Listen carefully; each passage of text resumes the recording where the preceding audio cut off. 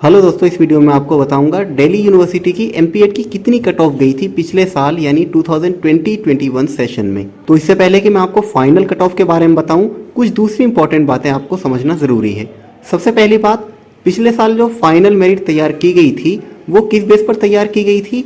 सबसे पहला आपका एक रिटन टेस्ट हुआ था जो कि 400 मार्क्स का हुआ था, और दूसरा आपका 40 मार्क्स में से स्पोर्ट्स सर्टिफिकेट के मार्क्स आपको दिए गए थे। और जो फाइनल मेरिट थी उसमें 60% वेटेज रिटन टेस्ट का था और 40% वेटेज स्पोर्ट्स सर्टिफिकेट का था। कोई फिजिकल टेस्ट पिछले साल नहीं हुआ था। और इम्पॉर्टेंट बात दोस्तों आपके लिए ये है कि इस साल भी यानी सेशन 2021-22 में भी यही सेम पैटर्न फॉलो किया जा रहा है। आपकी फाइनल मेरिट इन्हीं दो चीज़ों के बेसिस पर तैयार होगी, रिटन टेस्ट पर और स्पोर्ट्स सर्टिफिकेट के मार्क्स पर। ठीक है, तो बहुत ही रेलिवेंट है आपके लिए ये जो कट ऑफ मैं आपको बताऊंगा, क्योंकि पैटर्न भी सेम था पिछले साल और इस साल भी सेम है।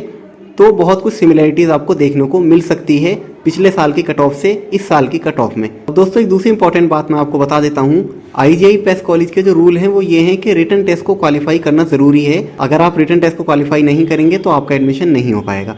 अब रिटन टेस्ट के क्वालिफाइंग मार्क्स क्या हैं, तो कोई ऐसा फिक्स नहीं है कि मिनिमम इतने मार्क्स आ जाएंगे तो ये माना जाएगा कि आपने क्वालिफाई कर लिया, बल्कि रूल ये है कि टोटल जितनी सीट्स हैं एमपीएड कोर्स में उसके 5 टाइम्स स्टूडेंट्स ही माने जाएंगे क्वालिफाई। जैसे कि एमपीएड में टोटल कितनी सीट्स हैं, 49 सीट्स हैं, तो रिटन टेस्ट में कितने स्टूडेंट्स क्वालिफाई माने जाएंगे, 245। सिर्फ स्टार्टिंग की जिन स्टूडेंट्स की रैंक 245 के अंडर आ रही है वही माने जाएंगे कि उन्होंने रिटन को क्वालिफाई किया है।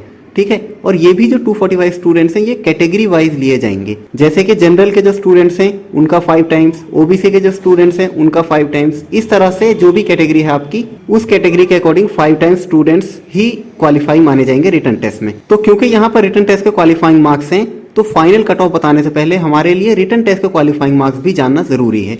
तो पहले रिटन टेस्ट के क्वालिफाइंग मार्क्स को हम देख लेते हैं, उसके बाद फाइनल कट ऑफ में आपको दिखाऊंगा।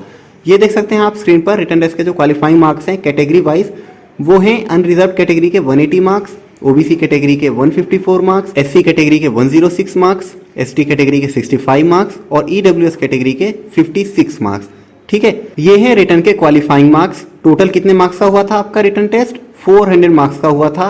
और उन 400 मार्क्स में से कैटेगरी वाइज आप देख सकते हैं अगर मिनिमम इतने इतने मार्क्स थे तो ही आप क्वालिफाई माने गए थे। तो ये रिटन टेस्ट के क्वालिफाइंग मार्क्स हैं। अब आते हैं दोस्तों अपने मेन पॉइंट पर जो कि है आपकी फाइनल कट ऑफ। तो देख सकते हैं स्क्रीन पर आपको दिख रही है कैटेगरी वाइज आपकी cut off. First cut off है ये अनरिजर्व कैटेगरी की कितने पर गई थी, 53.45 पर। ओबीसी कैटेगरी की कट ऑफ कितने पर गई थी, 47.15, एससी की 40.2, एसटी की 36.95 और ईडब्ल्यूएस कैटेगरी की 37.55।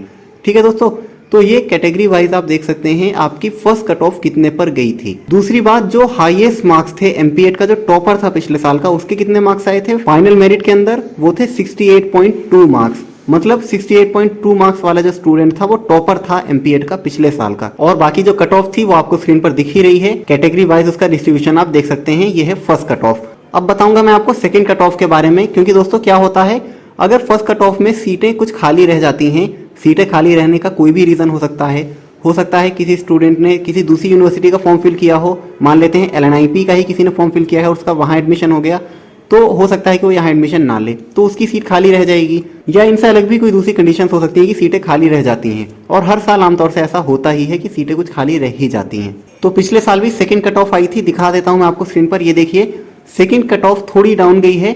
सेकेंड कट ऑफ में अनरिजर्व कैटेगरी की कितनी गई है, 50.45, ओबीसी की है 41, एससी कैटेगरी के 36.8, एसटी कैटेगरी के 23.45 और ईडब्ल्यूएस कैटेगरी की है 33.7।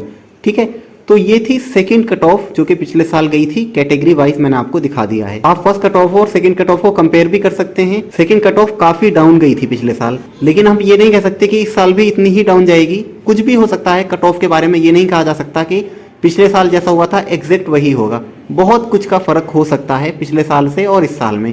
हाँ, ये जरूर कह सकते हैं कि कुछ मिलता जुलता कुछ सिमिलरिटीज जरूर देखने को मिलती हैं, लगभग आस पास ही हमें देखने को कट ऑफ मिलती है। जैसे कि मान लेते हैं 50.45 है तो मैक्सिमम 3 से 4% का मैक्सिमम बोल रहा हूं मैं, इससे ज्यादा का जो डिफरेंस है जनरली हर साल नहीं आता। तो ये मैंने कट ऑफ के बारे में आपको बता दिया है। सिर्फ 2 ही कट ऑफ आई थी पिछले साल एमपीएड की और दोनों कट ऑफ में सीट्स फुल हो गई थी। तो कट ऑफ के बारे में डिटेल में मैंने आपको समझा दिया है। पिछले साल की क्या कट ऑफ थी, इससे अब आप इस साल की कट ऑफ को थोड़ा सा कंपेयर करके एक मोटा मोटा आइडिया लगा सकते हैं कि कितने पर जा सकती है इस साल की कट ऑफ।